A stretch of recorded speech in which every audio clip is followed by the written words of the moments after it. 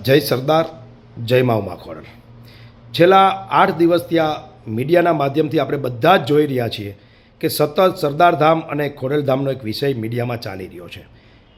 આવા સમયે હું એટલું જ જયંતિભાઈ સરદારાને કહેવા માગું છું કે જયંતિભાઈ, આપ તો ખૂબ મોટા આગેવાન છો, સમજદાર માણસ છો। તમારે આ નાની વાતને મોટી વાત કરવાની જરૂર નહોતી, આ રાયનો પહાડ કરવાની જરૂર નહોતી। આ એવી સામાન્ય વાત હતી કે જેને તમે બહુ મોટી વાત બનાવી અને બંને સમાજને, સરદારધામ અને ખોડલધામ, આ બંને સંસ્થાને ખૂબ મોટું નુકસાન પહોંચાડ્યું છે। તમે આવતા દિવસોમાં તમને કલ્પના પણ નહીં હોય કે તમે કેવડું મોટું નુકસાન આ સંસ્થાઓને કર્યું છે। તમે જો પસ્તાવો કરવા બેસશો ને તો તમને તમારી જાત પણ માફ નહીં કરે, એવડું મોટું નુકસાન તમે આ બંને સંસ્થાઓને કર્યું છે। જયંતિભાઈ, તમને ખબર છે, તમે જેના ટ્રસ્ટી છો ને સરદારધામના, એવા સરદારધામના આગેવાન ગગજીભાઈ સુતરિયાને જ તમે પૂછજો કે એક પીઆઈ આ સમાજને પેદા કરવો હોય તો કેવડો ખર્ચો થાય, કેવડી મહેનત સમાજની લાગે, ત્યારે એક પીઆઈ પેદા થાય। મને નથી લાગતું કે સંજયભાઈ પીઆઈ સાહેબે તમારી 100 વીઘા જમીન દબાવી હતી કે તમે આવડો મોટો ઇસ્યુ ઊભો કરી દીધો। એક સામાન્ય વાતને તમે ઈગો બનાવી અને પીઆઈ સંજયભાઈને તમે સસ્પેન્ડ કરાવ્યા। આ તમારી ભૂલ નથી।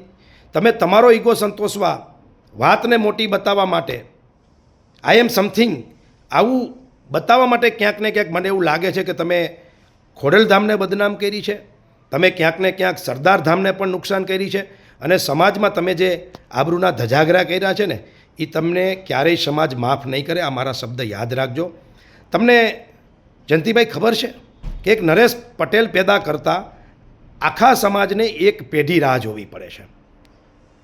એક ખોડલધામ જેવી સંસ્થા ઊભી કરતાં સમાજના હજારો લોકોનો લોહી પસીનો એક થાય છે। કરોડો અબજો રૂપિયાનું જ્યારે ફંડ અને દાન એકત્રિત થાય છે ત્યારે એક ખોડલધામ પેદા થાય છે, માતાજીનું મંદિર, અને એક સરદારધામ આવી રૂડી સંસ્થા બનતી હોય છે। એને તમે તમારા પોતાના વિષયને સંતોષવા માટે તમે આવડું મોટું નુકસાન કરવાનું વિચાર્યું। પણ જયંતિભાઈ, કોઈ જ ફરક નહીં પડે ખોડલધામને કે નરેશભાઈને। નરેશભાઈ અને ખોડલધામ સંસ્થા, એને કશો ફરક પડવાનો નથી, પણ ચોક્કસ તમને ફરક પડવાનો છે। અને ક્યાંક ને ક્યાંક તમે જે સંસ્થાના ટ્રસ્ટી છો એ સંસ્થાને એટલે કે સરદારધામને તમે નુકસાન કર્યું છે એવું મને લાગી રહ્યું છે। મારી સરદારધામના ટ્રસ્ટીઓને પણ વિનંતી છે કે વહેલામાં વહેલી તકે આ જયંતિભાઈ સરદારાને ટ્રસ્ટી મંડળમાંથી સસ્પેન્ડ કરવા જોઈએ, જેથી કરીને આવો કોઈ પોતાનો ઈગો સંતોષવા માટે આવો કોઈ ઇસ્યુ વ્યક્તિગત ઊભો ન કરે અને સંસ્થાઓ બદનામ ન થાય। એટલા માટે વહેલામાં વહેલી તકે આમની ઉપર એક્શન લેવા જોઈએ એવું મારું સ્પષ્ટ માનવું છે। સાંજ સમાચાર ફેસબુક પેજને લાઇક કરો, વિડીયો શેર કરો અને વધુ વિગતવાર સમાચાર માટે sanssamachar.net વિઝિટ કરો।